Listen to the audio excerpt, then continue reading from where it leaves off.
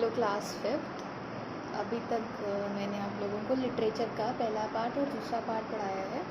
आज हम आपको लिटरेचर का तीसरा पार्ट पढ़ाएंगे जिसका नाम है क्यों डरते हो मुझसे। तो क्यों डरते हो मुझसे एक सांप की कहानी है। ये था इसका पहला पेज।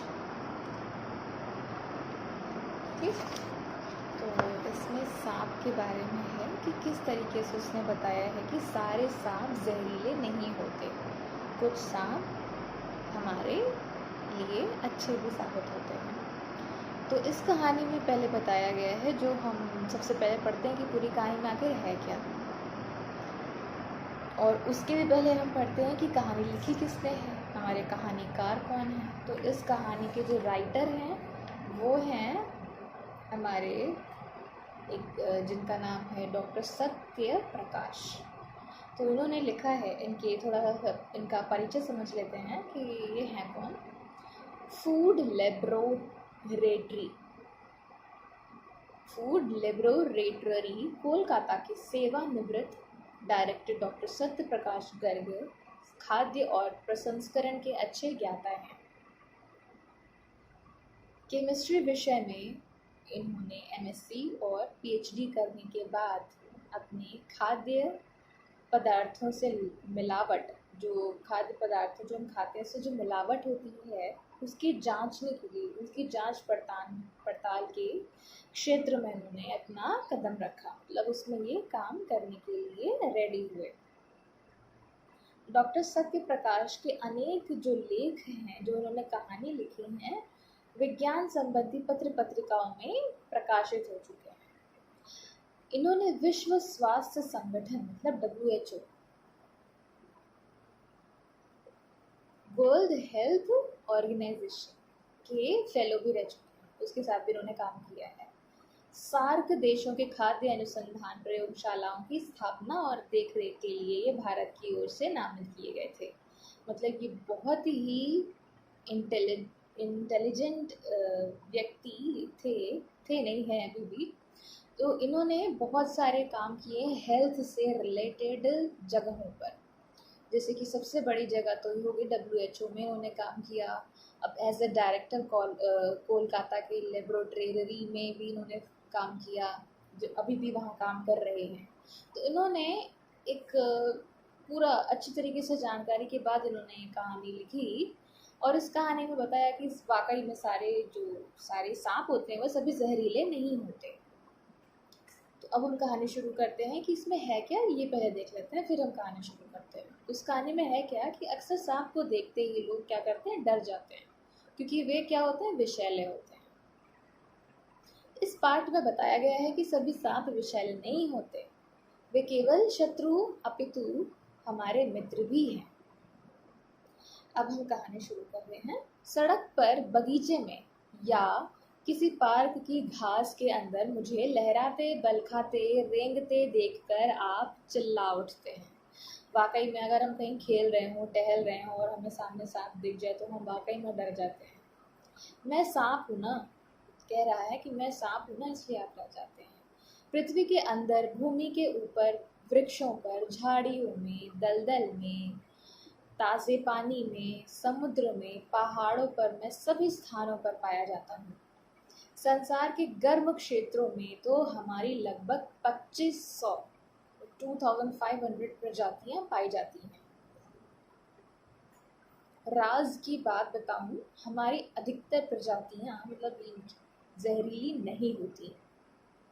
अधिकतर लोग तो हमारे काटने से भय के कारण ही मर जाते हैं। हमारी प्रजातियों में कुल 1/3 ही विषैली होती हैं, मतलब इनका जो लगभग इनका जो पार्ट है उसके हाफ से भी कम होते हैं जो सच में जहरीले होते हैं, बाकी सभी जहरीले नहीं होते। भारत में पाए जाने वाले सांपों में कोबरा, करैत और समुद्री सांप बहुत अधिक विषैले होते हैं, इन सब में बहुत ज़्यादा जहर होता है। मिट्टी में रहने वाले सांप, अजगर, वृक्ष पर जो रहते हैं सांप, जल में जो सांप रहते हैं आदि हमारी प्रजातियां जो होती हैं, ये इसमें विष नहीं होता।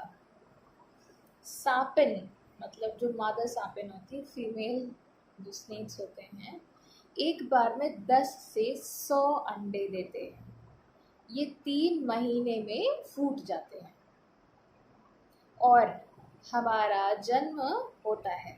उसके बाद विकसित होकर पूरा सर्प बनने में इन्हें पूरे पूरे 4 साल लग जाते हैं। हमारा आयु काल जो इनका जो टाइम होता है, टाइम पीरियड इनका जीवित रहने का, वो होता है 20 साल। 20 साल से ऊपर ये नहीं जी पाते, ऐसा जो है माना गया है। हमारा भोजन चूहे जो ये खाते हैं, इनका जो भोजन है वो चूहे हैं, मेढक है, पक्षी हैं, छोटे पक्षी, कीड़े मकोड़े, ये सब। इस आधार पर तुम हमें मांसाहारी कह सकते हो। तो सांप कह रहा है कि इसे देख कर कि कीड़े मकोड़े मैं खाता हूँ, तो इस अकॉर्डिंग अगर देखा जाए तो मैं मांसाहारी हूँ। केवल भारत में ही नहीं, सारे पूरे वर्ल्ड में हमारे विषय में बहुत सी धार्मिक मान्यताएं हैं। रिलीजियस से संबंधित भी कुछ मान्यताएं हैं। संसार भर में हमारी पूजा की जाती है। भारतीय सभ्यता जो इंडियन हमारी सोसाइटी है, इसमें क्या होता है, जो हमारी इंडियन कल्चर है, इसमें संस्कृति में तो सांपों का सदा ही एक विशेष स्थान रहा है। जैसे कि नाग पंचमी जैसे त्योहारों में हमें दूध पिलाया जाता है, और अन्य प्रजा सामग्री जो और भी जो प्रजाएं होती, जो वहाँ की समाज में जो लोग इकट्ठा होते हैं, वो पूजा और उनकी पूजा करते हैं, और पूजा जो सामग्रियाँ होती, जो पूजा से संबंधित जो सामान होते हैं, वो चढ़ाने का विधान है, रिवाज है। भारतीय साहित्य में नागराज शेष नाग को विष्णु भगवान की शैया माना जाता है। शैया मतलब जिस पर वो बैठते थे या लेटते थे। ठीक, भगवान शिव के तो हम गले का हार ही बने हुए हैं। भगवान शिव गले में लगाए रहते हैं ना सांप, तो उनका वो कह रहे हैं कि मैं तो उनका एक आभूषण हूँ, मैं उनकी ज्वेलरी की जैसे उनके गले में रहता हूँ। आधुनिक युग में वैज्ञानिकों ने हमारे विष को उपयोगी सिद्ध कर दिया है। जो इनका विष होता है वो भी कहीं ना कहीं हमारे लिए बहुत ही इम्पोर्टेंट है। अब देखिए किस तरीके से। हाफकिन संस्थान है एक मुंबई में, जहाँ पर इन सब चीज़ों का लोग, साइंटिस्ट जो होते हैं, वो इन सब चीज़ों का प्रयोग करके पता करते हैं कि क्या चीज़ हमारे लिए लाभकारी है, क्या चीज़ हमारे लिए हानिकारक है। तो इन्होंने पता किया कि इनका विष इकट्ठा करने के लिए इन हमारे भाई नाग से प्लास्टिक के एक ढक्कन को दंश लगवाया गया। दंश मतलब दांत होता है, तो दांत लगवाया जाता है। ढक्कन के नीचे शीशी रखी जाती है। माह में मतलब महीने में 2 बार हमारा विष निकाला जाता है। एक बात बताऊं, जाड़े की अपेक्षा गर्मी की ऋतु में हमारे भाई नाग और करैत जो होते हैं, जो प्रजातियां हैं सांप की, वो और अधिक विषैले हो जाते हैं। किस टाइम पे? गर्मियों में और बारिश के मौसम में। ठीक, बल्कि उससे ज़्यादा, सबसे ज़्यादा गर्मी के मौसम में ज़्यादा विषैले होते हैं। ज़रा सोचो, हमारा जहर लोगों की जान ले लेता है, उसी से एंटी विमेन औषधि बनाई जाती है। सोचो, उसी से हमारी औषधि भी बन रही है। यह औषधि हाफकिन संस्थान मुंबई तथा केंद्रीय अनुसंधान संस्थान कसौली में तैयार की जाती है। हमारे विष का प्रयोग मांसपेशियों की अयोग्यता के उपचार में किया जाता है। जब हमारी मांसपेशियां काम नहीं करती, तो उनको काम करने के लिए उनके ऑयल का प्रयोग करके हम उसकी दवाइयाँ मतलब वहाँ पे बनाई जाती हैं, जिसके प्रयोग से हमारी जो मांसपेशियां वो वर्किंग हो जाती है, काम करने लग जाती हैं। अयोग्य मतलब जो योग्य नहीं होती, जो काम करने योग्य नहीं होती, इनके उपचार से ये प्रयोग करने योग्य हो जाती हैं। हमारे विष से अनेक प्रकार के पाचक रस बनाए जाते हैं। डाइजेस्ट करने के लिए जो हमारे टॉनिक कुछ बनते हैं, वो भी इनके विष से बनाए जाते हैं। आयुर्वेद में भी सांप की चर्बी, जो उनकी स्किन चर्बी होती है, मांस होता है, से अनेक रोगों का उपचार किया जाता है। ज़रा सोचो, तुम अपनी दवाइयाँ बनाने के लिए मेरा तेल तक निकालते हो। इस तेल को ट्यूमर, सूजन, दर्द और गठिया जैसे रोगों के उपचार के लिए प्रयोग किया जाता है। आधुनिक युग में तो हमारी खाल भी बहुत मूल्यवान और उपयोगी हो गई है। हमारी खाल से अनेक व्यापारिक वस्तुएं बनाई जाती हैं। हैंडबैग, बेल्ट तो तुम लोगों ने देखे ही होंगे। जर्मनी, इटली, जापान, स्पेन आदि देश भारत से हमारा आयात करते हैं, मतलब भारत से इसको मंगवाया जाता है। ठीक है। क्या तुम जानते हो कि भारतवर्ष में चूहे हमारी अपेक्षा, मतलब सांप के अकॉर्डिंग, मतलब उसकी तुलना में अनाज और मानव स्वास्थ्य को अधिक हानि पहुंचाते हैं। चूहों और गिलहरियों की रोकथाम के लिए हमारा विशेष महत्व है। वर्षा के दिनों में जब किसान खेती में व्यस्त होता है, तो खलिहानों में चूहों से अनाज की रक्षा हम करते हैं। सारा अनाज चूहे क्या करते हैं, बर्बाद कर देते हैं, खा के और एकदम खराब कर देते हैं।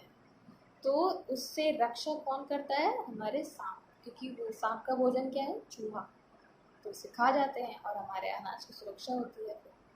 यह ठीक है कि हमारी जहरीली प्रजातियां कुछ सीमा तक मनुष्यों के लिए हानिकारक हैं, पर हमारे अनगिनत उपयोग, जो हमारे द्वारा जो बहुत सारे प्रयोग किए जाते हैं, उनके कारण हम सारी मानव जाति के लिए लाभकारी भी हैं। वृक्षों के कटने, वनों के नष्ट होने और पर्यावरण में हो रहे बदलावों से हमारी बहुत सी प्रजातियां लुप्त हो गई, मतलब समाप्त हो गई हैं। मेरी आप सभी से विनती है कि हम सांपों के संरक्षण मतलब उनकी रक्षा के लिए भी आवश्यक कदम उठाने की ओर ध्यान दें। तो पूरा कुल मिलाकर इस पाठ में यही बताया गया है कि जिस जिस प्रकार से वन समाप्त हो जा रहे हैं, पूरे पूरे जंगल काट दिए जाते हैं, तो ये सांप जो होते हैं ज़्यादातर जंगलों में ही पाए जाते हैं। और इन्हीं सांपों की वजह से कितनी सारी औषधियाँ बन रही हैं। ट्यूमर, सूजन, दर्द, मतलब पाचन रस भी बनाए जाते हैं, जो टॉनिक होते हैं, बॉटल्स में आते हैं। तो कितने सारे उपयोगी चीज़ें इनसे हमें प्राप्त होती हैं। तो उसको बचाने के लिए हमें क्या चाहिए कि हमें बड़े से बड़े जंगलों को कटने से रोकना चाहिए, है ना। भले वो हमारे लिए हानिकारक तो हैं, लेकिन कहीं ना कहीं हमारे लिए ज़्यादातर उपयोगी भी हैं, कि हमें सिर्फ और सिर्फ उनसे हानि ही नहीं हो रही, हमें उनसे लाभ भी प्राप्त होता है। तो ये हमारी कहानी अब समाप्त होती है। तो जिस तरीके से मैंने इसके पहले के पार्ट के क्वेश्चन आंसर्स लिख के दिए थे, वर्कशीट बनाकर दी थी, इसी तरीके से मैं इस पार्ट का भी दूंगी। और जिस तरीके से मैंने समझाया था काम करने के लिए, आप उसी तरीके से काम अपना कॉपी में करेंगे। और ठीक है, फिर और उस चीज़ को आप याद भी कंटिन्यूसली करते रहेंगे। तो जैसे कि जब भी हमारा सामने से आमना सामना कभी हो, या फिर ऑनलाइन क्लास, या फिर कभी हम सामने मिलें, हो सकता है ये जो ऐसी परिस्थिति चल रही समाप्त हो, तो हम जब मिलेंगे तो हम एक दूसरे से डिस्कस करेंगे, और हम आपसे सुन भी सकेंगे क्वेश्चन आंसर। तो अपनी तैयारियां आप जो है कंटिन्यू रखिए, बाकी हम आपको क्वेश्चन आंसर्स और सब हम आपको प्रोवाइड करेंगे। ठीक है। फिर अगली वीडियो में आपको लैंग्वेज का 3rd चैप्टर पढ़ाएंगे। ठीक, बाय बाय।